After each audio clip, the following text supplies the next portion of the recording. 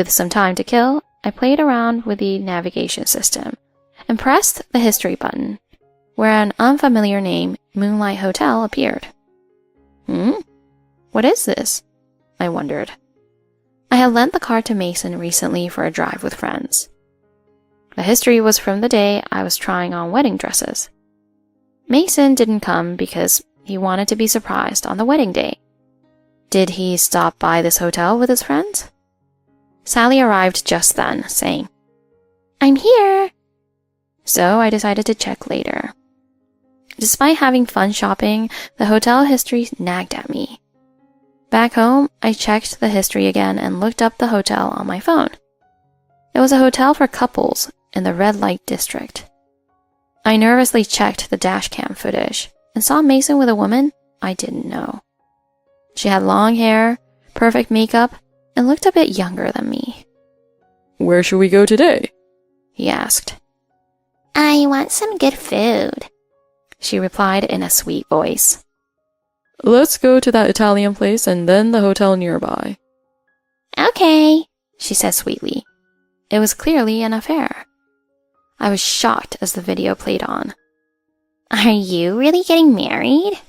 You said you'd be with me," the woman pouted. "I planned to, but I ran into her." "What do you mean?" "She's got a lot of money." "What the?" A shocking truth slipped out from him. "She inherited a fortune from her parents. I knew she was well off, but didn't know the amount. It's enough to never worry about money. We're taking millions of dollars. Isn't that amazing?" "So you're marrying her for money? What about me?" "Don't worry. I'll divorce her eventually and get a big alimony. Then we'll be together. Meanwhile, I'll take as much as I can from her." "You're bad, but I can wait," she said, smiling.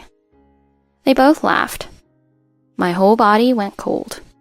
I was shocked that he had another woman, but more than that, the person I admired was planning to marry me just for my money. I was devastated by my naivety. Usually, I'd work through any illness, but this time I was too shocked to do anything. Sally visited me and I told her everything. "What a jerk! Dump him immediately. It's good you found out before marrying him," she said, furious. "Yeah, I'm glad I found out, but I'm so angry. Not just about the affair, but that he's after my money. And his mother looks down on me for not finishing high school. Yeah, we need to get back at them. But the wedding is only a month away." "Yeah, I know." At that moment, an idea flashed through my mind. I looked into Sally's eyes and whispered to her, "Will you help me?" We started planning to give them a taste of their own medicine.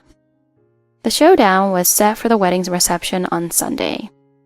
Sally, who was watching the situation, reported that Mason and his mother were pacing around the dressing room because the bride, me, hadn't shown up.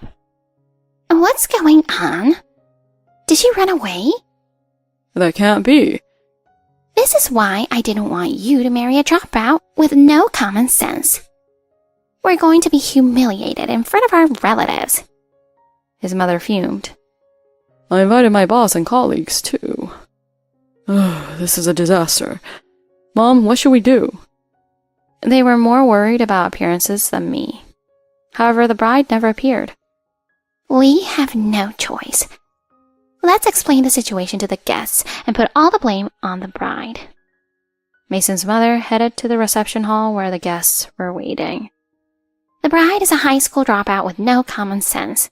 We apologize for the delay," Mason's mother announced to the guests, causing a stir. "What?" she said, seeing the reaction. At that moment, I stepped out from the back of the room. "I'm here." "Why are you here?" "What are you talking about? You arrived 3 hours late, so I started without you," I said. "The invitation said the ceremony was at 3 p.m., she argued, waving the invitation. "What's going on?" Mason, who came in later, also looked confused. "The correct time is 12 p.m. It's clearly stated on the invitations and the hotel's information." I smirked. as I held up the real invitation. I had given them fake invitations with the wrong time. Since I handled all the preparations, it was easy to deceive them. The guests applauded my explanation. Noticing the groom's arrival, a guest approached him. "The bride has been waiting for you," one of Mason's colleagues said with a smile. "Thank you for coming," Mason replied, smiling awkwardly. "You partied too hard last night and overslept, didn't you? Normally, the bride would be furious, but she made it into a funny story.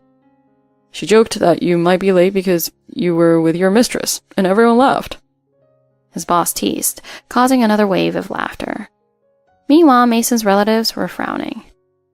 "Being late for your big day is unacceptable," one muttered. But the real show was yet to come. With the bride and groom both present, the reception began. Everything went smoothly until a screen was set up.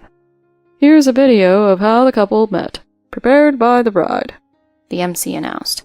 "What?" Mason looked confused. The lights dimmed, and the title Reasons for Marriage appeared on the screen. It was the dashcam footage of Mason boasting about marrying me for money. "What is this?" He turned pale. "I wanted everyone to know the real reason you proposed," I said. Mason's mother, frantic, asked, "What is this? And who is that woman?" Mason was silent, while the guests buzzed. In the corner of the room, the mistress sat, embarrassed and trying to hide. She was a junior at Mason's workplace, now facing the guests' curious stares. Mason, cornered by his mother, turned pale and looked to me for help. "This is a misunderstanding." "What do you mean?" "I only said those things to shut her up. It wasn't true." "Then why did you go to the hotel repeatedly? It's in the navigation history." "What?" Mason was at a loss. I had all the evidence of his infidelity and fraud. Later, I would sue him for damages. Mason's mother glared at me as she yelled, "You're shameless for embarrassing us like this." I apologized for my lack of manners as a dropout. But your son is the real problem here. Maybe it's how you raised him. I shot back. I took the microphone and addressed the guests. "Hello, everyone. I apologize for the inconvenience. As you can see, the groom has been unfaithful, so this wedding is off. I wasn't the one he truly cared for. I hope you all will guide me toward a happier future." The guests were in chaos, but Mason and his mother would handle the aftermath. In the dressing room, Sally came in. "It's over," she said. "Thanks for helping me." "Let's go eat something good," she suggested. "I agree," I said, leaving the venue with her.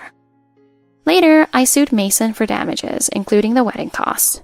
His plan to get money from me backfired. I heard his family was shunned by their relatives, and his mother's pride was deeply wounded. Serves them right. With so many colleagues at the reception, Mason felt pressured to resign. Of course. Who would trust a conniving person who proposed marriage just for money? He turned to gambling and increased his debts. His prestigious degree is laughable now. The mistress also quit her job, unable to face her colleagues. They both got what they deserved. I sued her for damages too. She's now working as a hostess, trying to pay off her debts. I went on a healing trip with Sally, trying new activities and enjoying good food. A pair of guys approached us, looking cheerful. Talking with them, we found out that their company was surprisingly close to ours, and we made plans to go out for drinks together. It felt like something new was on the horizon. I pushed the memories of Mason and his mother out of my mind and visited my parents' grave to offer flowers.